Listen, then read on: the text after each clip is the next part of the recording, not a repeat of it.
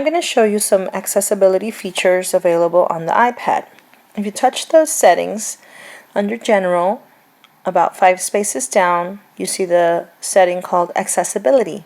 Let's tap on that. There's a lot available for people with vision problems, with hearing and physical impairments. So the first one is called VoiceOver. If we turn VoiceOver on, it will read everything that's on the iPad, like settings and buttons and tabs. And you can change the speaking rate. There's also a Braille feature available to connect an assistive device. So we turn VoiceOver on. It highlights the features on the iPad and speaks them. So we're going to select VoiceOver Practice. And you have to double tap in order to activate the button. So now we're going to turn off VoiceOver. So then we have Zoom. And Zoom, if you turn it on, it magnifies the screen. So you can double tap 3 fingers to zoom, drag 3 fingers to move around the screen, and double tap 3 fingers and drag to change zoom. So now I'm turning it off. So then we have invert colors, and on the screen recording it doesn't show how it inverts the colors, but if you play with it on your iPad you will see it. It turns everything white, black basically, and changes the colors. Like blue becomes orange and inverts the colors basically. So then the next feature is Speak Selection. Speak Selection I have on, and I've used it in my classroom for assisting students to read. You have to basically download or read texts that are not PDFs. It will read them if you open them in iBooks. And the next feature available is Speak Auto Text, and it speaks auto corrections and auto capitalization. So if you're typing and you spell something wrong and you have this feature on, it will tell you when it's changing it. And then we have larger text, and I have that selected on. So I have the font size a little bigger, but you can change it to whatever size you like to read. The next one is bold text, and this one, if you select it, it does want to change settings on your iPad, so only use it if you really need to. And button shapes, it changes the buttons available on the iPad. So if you see, the general setting is changing shape, so it's a little easier to see that it's a button to select. So you can also reduce transparency, reduce white point, darken colors on your text. Reduce white point, it does make it less bright. So then we also have reduce motion.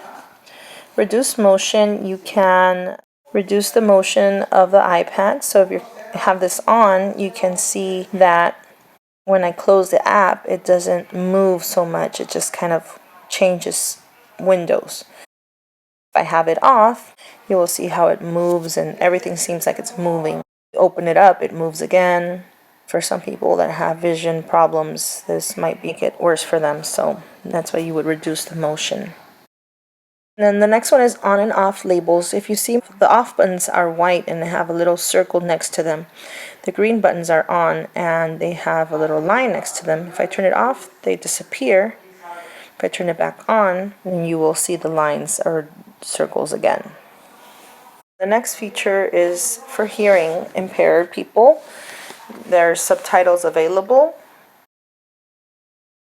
They will show if they're available if you have this button on. You can change the style. Standard subtitles look like this.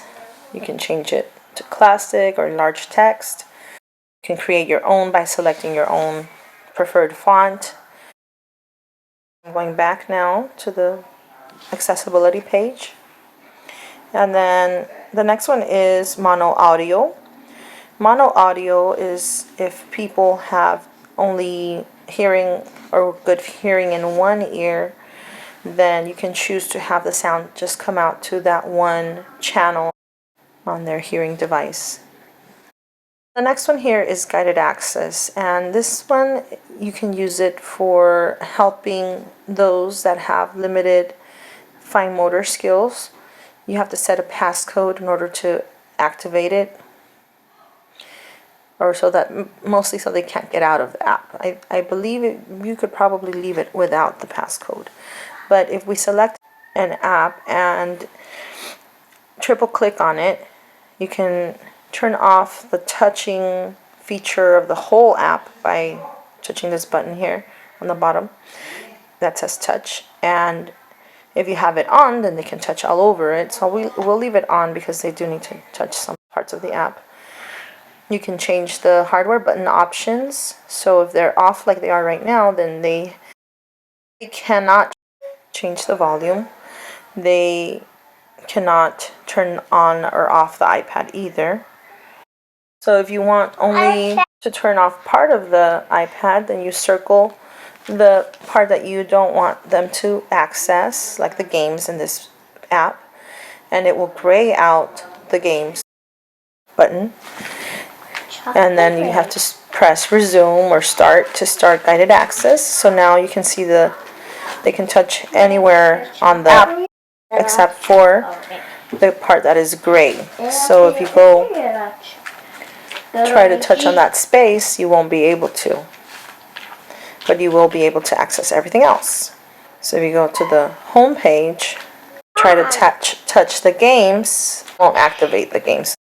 So now triple click the home button in order to exit guided access. You won't be able to get out of the app unless you triple click and enter the password and select end.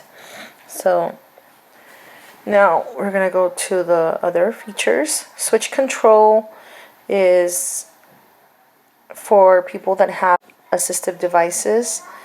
I have not used this feature, but assistive touch is for people that maybe have only mobility in one finger, or they're using a stylus to maneuver the iPad. So they can access the iPad just from assistive touch from one area. They can triple click for guided access. They can touch the home button. They can lock the screen. They can change the volume, lock rotation, everything from this one little feature. So that's useful for people with maybe limited mobility. So I'm going to turn assistive touch off now. Those are all the features of accessibility that are available on the iPad. If you want to learn more about them, there are many videos on YouTube that show other people sharing about accessibility features.